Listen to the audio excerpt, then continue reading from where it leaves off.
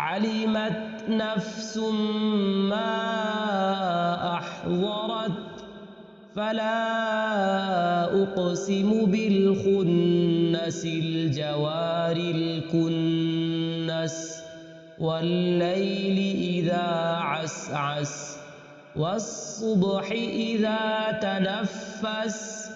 إنه لقول رسول كريم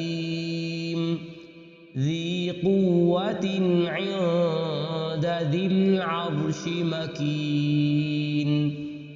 مطاع ثم أمين